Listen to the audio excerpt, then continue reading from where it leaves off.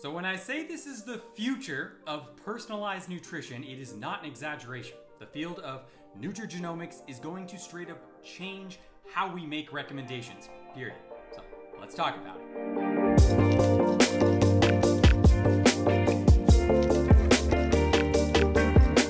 Welcome back, beautiful humans. My name is Jack. I'm a registered dietitian with Inc. Nutrition, and I'm here to help translate the science of nutrition so that you can live a happier and healthier life.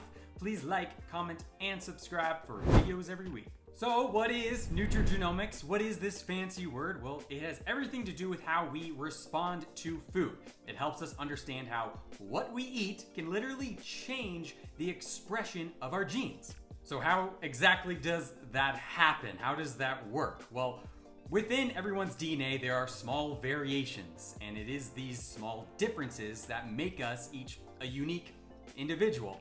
Now, the most common type of variations are called single nucleotide polymorphisms, or SNPs. Now, SNPs are normal, and we all have hundreds of thousands of them within our genome.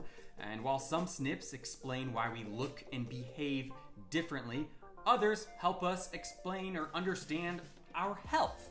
And through good genetic testing and good interpretation, we can find out which SNPs are associated and linked with certain health outcomes. And then through additional research, we can find out which foods and which ingredients can actually turn on or off genes to improve or increase or decrease risk for those health outcomes. And I personally believe that knowing your specific genetic information and how to use it is a really helpful tool when we talk about ways to optimize well-being, happiness, and longevity. So let's go over now some common examples of how food affects our genes and how you could actually benefit from this. So first up, we have body weight. All right, there are several gene variants that tell us how we metabolize carbohydrates and store fat, which can for sure be used to personalize recommendations. Number 2, blood pressure. So there are some SNPs that can tell us how some of us respond to salt intake. So sometimes salt can increase blood pressure, sometimes it won't, and we can figure that out through genes. Cholesterol. So there's variations of the APOE gene that increases cholesterol and risk for heart disease in some, while not in others. Then we have nutrient status. So certain gene variants can explain how vitamins like folate, vitamin D are absorbed. Another one, caffeine. So genetic testing can actually determine how we respond to caffeine. Are you a slow metabolizer, a fast metabolizer? So those are just some common, examples. There are thousands and thousands, and we are learning more literally each day. But you can see right from there that it can be really relevant to you. Now, is a genetic test necessary? So humans overall share 99% of the same genes, but that 1% gives us a lot of information. A genetic test with the right interpretation can give you really good personalized recommendations to improve your short-term and long-term health. Now, having said that, there are a lot of examples of how food can affect all of our genes in similar ways. And a really common example there is, or a classic example I should say, is inflammation. So acute inflammation, fine, no problem. That's a normal process that we go through to heal. But low-grade chronic inflammation is problematic, as probably many of you know.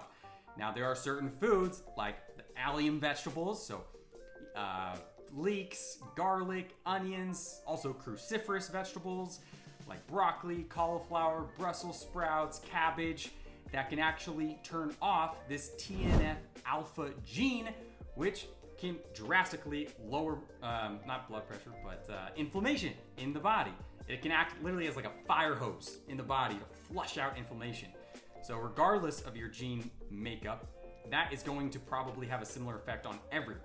Now, many people think health and nutrition is black and white. If you eat this, it will help with that. If you remove this ingredient, it will lead to this health outcome.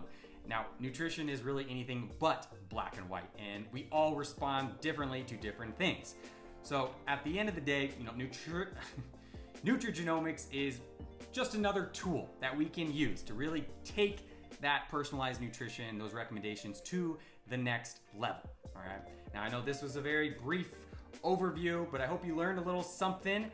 If you want to know anything more about this world of genetics and nutrigenomics, or you want to know specific recommendations on genetic testing, reach out, let me know. Drop it in the comments below. Please like, please subscribe. Again, my name is Jack, dietitian with Ink Nutrition. I hope everybody has a wonderful, delicious day, and I will see you next time. Thanks. Bye.